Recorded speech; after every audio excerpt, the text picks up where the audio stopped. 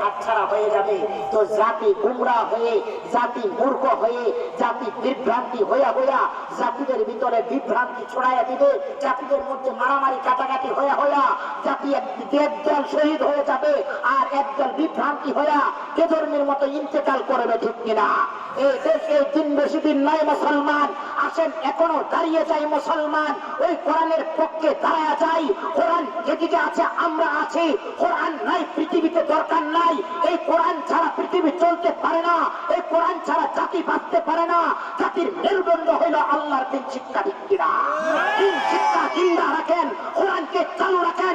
ওই এলাকায় চুরি চামারি হবে না, রাখবার রাজধানী হবে না, জেনা ব্যভিচার হবে না, মানুষ মানুষকে খুন করবে না, মানুষ মানুষের প্রতি নির্যাতন করবে না, যদি কোরআন থাকে। ঠিক কিনা? ছোট ছোট বাচ্চাদের ভিতরে দিন ঢুকাইয়া দেন, ছোট ছোট বাচ্চাদের ভিতরে দিনই এলেন ঢুকাইয়া দেন, কোরআন ঢুকাইয়া দেন ধৈরা ধৈরা। ওই বাচ্চা যদি চেয়ারম্যান হয়, ওই বাচ্চা যদি এমপি হয়, খোদার কসম সে কখনো হারাম খাবে না, জাতিদেরকে হারাম খাওয়াবে না। ঠিক কিনা?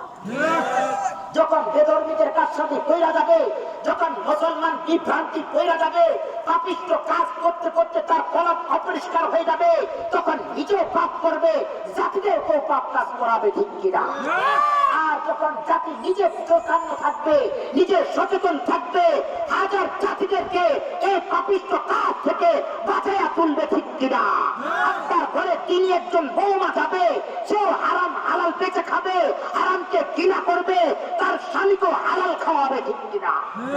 তার শ্বশুর শাশুড়িকে হালাল খাওয়াবে, ওই ফ্যামিলির দোয়া কবুল হবে, ওই ফ্যামিলির ইবাদত কবুল হবে, ওই ঘরে বরকত থাকবে। যখন একজন জাহেল আসে ঢুকবে, ওই ঘর থেকে এমনি বরকত আল্লাহ সরায় আনে। আজকে মুসলমান দেখবেন জাতিদের ভিতরে একটা সব থেকে ফিতনা, বাড়িতে বৌমা গেলে তার বাড়িতে অশান্তি শুরু হয়ে যায়, ঘরের ভিতরে বৌমা গেলে অশান্তি শুরু হয়ে যায়।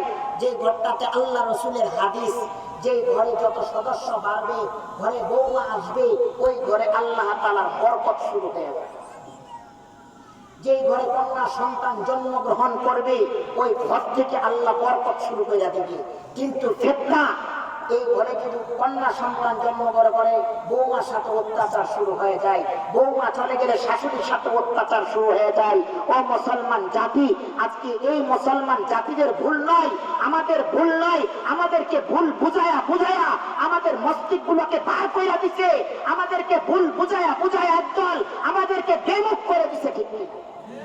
আমরা তো জাতি আজকে ভুলে কইরা আছি, আমাদেরকে তো একদল বুঝাইয়া দিছে, ওইটাই বুঝিয়া চলতেছি না। মুসলমান, আপনি বুঝবেন, চৌকান্ন হয়ে বুঝবেন, আপনি বুঝবেন, ওটা তদন্ত করে বুঝবেন যে এটা তদন্ত করতে হবে, এটা সহি না গায়রে সহি। যদি সহি হয় একজন তার কাছে যায় না, নেন একজন আলিমের কাছে যান, একজন হাফেজে কোরআনের কাছে যান, একজন মুফতি সাহেবের কাছে যান, যায়া বলেন হুজুর এটা শুনেছি, এটা কি সহি না গায়রে সহি। যদি সহি হয় আমল করেন, মা বোনদেরকে শিখান, নিজের মেয়েদেরকে শিখান। আপনি যদি আজকে এটা শুরু করে দেন, আপনার ঘর এমনি দিনওয়ালা হয়।